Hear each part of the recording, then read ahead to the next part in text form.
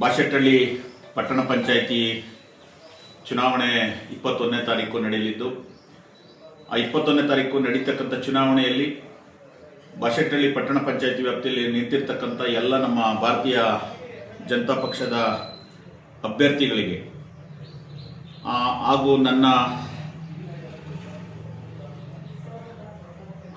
ಅವಶ್ಯಕತೆ ಇರ್ತಕ್ಕಂಥ ಕೆಲವು ಅಭ್ಯರ್ಥಿಗಳಿಗೆ ದಯವಿಟ್ಟು ಎಲ್ಲರೂ ಸಹ ಅತಿ ಹೆಚ್ಚಿನ ಮತಗಳನ್ನು ಕೊಟ್ಟು ನೀವು ಜಯಶೀಲರನ್ನಾಗಿ ಮಾಡಬೇಕು ಅಂತೇಳಿ ಬಾಶೆಟ್ಟಹಳ್ಳಿ ಪಂಚಾಯಿತಿ ವ್ಯಾಪ್ತಿಯಲ್ಲಿರ್ತಕ್ಕಂಥ ಪಟ್ಟಣ ಪಂಚಾಯಿತಿ ವ್ಯಾಪ್ತಿಯಲ್ಲಿರ್ತಕ್ಕಂಥ ಎಲ್ಲ ಮತ ಬಾಂಧವರಲ್ಲಿ ನಾನು ಸವಿನಯವಾಗಿ ಪ್ರಾರ್ಥನೆಯನ್ನು ಮಾಡ್ತೇನೆ. ಏನಿವತ್ತು ಬಾಶೆಟ್ಟಹಳ್ಳಿ ಪಟ್ಟಣ ಪಂಚಾಯಿತಿ ಅತಿ ವೇಗವಾಗಿ ಬೆಳೀತಾ ಇರೋದ್ರಿಂದ ಅಲ್ಲಿ ಒಂದು ಸಮರ್ಥ ನಾಯಕತ್ವ ಬೇಕು. ಆ ಸಮರ್ಥ ನಾಯಕತ್ವಕ್ಕೆ ಇವತ್ತು ನಮ್ಮ ಭಾರತೀಯ ಜನತಾ ಪಾರ್ಟಿಯಿಂದ ನಾವು ಪ್ರೇಮ್ ಕುಮಾರ್ ಅವರನ್ನ ಅಧ್ಯಕ್ಷರ ಅಭ್ಯರ್ಥಿಯನ್ನಾಗಿ ನಾವು ಕಣಕ್ಕಿಳಿಸಿದ್ದೀವಿ. ಅವರು ಶಾಸಕರಿಗೆ ಬಲಗೈಯಾಗಿಯೂ ಸಹ ಕೆಲಸ ಮಾಡ್ತಾರೆ. ಯಾಕಂದರೆ ಇವತ್ತು ನಾವು ಶಾಸಕರ ಒಂದು ಸ್ಪೀಡ್ಗೆ ಕೆಲಸ ಮಾಡ್ತಕ್ಕಂಥ ಒಬ್ಬ ಮುಖಂಡರು ಬೇಕು ಅಂದಾಗ ನಾವು ನಮ್ಮ ಪಾರ್ಟಿಯಲ್ಲಿ ಎಲ್ಲರೂ ಸಹ ಒಮ್ಮತವಾಗಿ ಪ್ರೇಮ್ ಕುಮಾರ್ ಇರಲಿ ಅಂತ ನಾವು ಆಯ್ಕೆ ಮಾಡಿದ್ದೀವಿ. ಆ ಮುಂದಿನ ದಿನಗಳಲ್ಲಿ ಯಾಕಂದರೆ ಅಲ್ಲಿ ಅತಿ ವೇಗವಾಗಿ ಹೊರಗಡೆ ಜನ ಜಾಸ್ತಿ ಇರೋದ್ರಿಂದ ಅಲ್ಲಿ ಭಾಳಷ್ಟು ಒಳ್ಳೇದೆಷ್ಟಿದೆಯೋ ಕೆಟ್ಟದ್ದು ಅಷ್ಟೇ ಅತಿ ವೇಗವಾಗಿ ಬೆಳೀತಾರೆ. ಅದು ಕಡಿವಾಣ ಹಾಕೋದಕ್ಕೆ ನಾವು ಸಮರ್ಥವಾಗಿರ್ತಕ್ಕಂಥವ್ರು ಪ್ರೇಮ್ ಕುಮಾರ್ ಅಂತೇಳಿ. ಇವತ್ತು ನೀವು ಎಲ್ಲ ಪಕ್ಷದ ಅಭ್ಯರ್ಥಿಗಳನ್ನು ನೋಡ್ರಿ.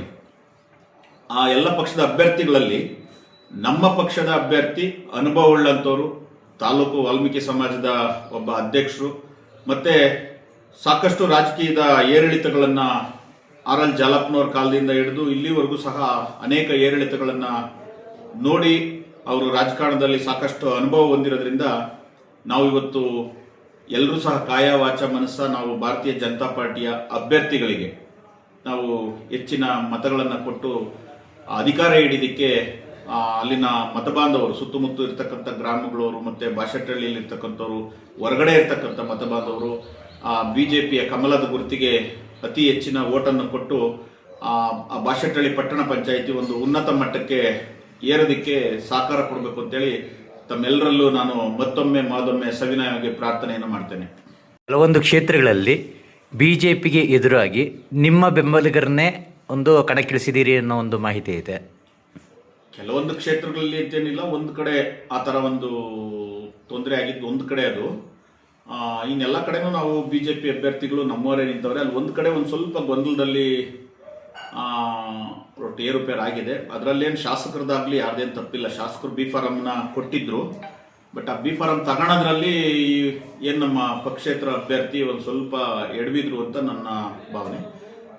ಹಾಗಂತ ನಾವು ಪಕ್ಷನೂ ಬೇಕು, ಎಲ್ಲೋ ಒಂದು ಕಡೆ ಅವ್ನು ನನ್ನ ಬಾಮ ಇದ್ದ, ನನ್ನ ಸಂಬಂಧ ಅವನು ಬೇಕು ನನಗೆ.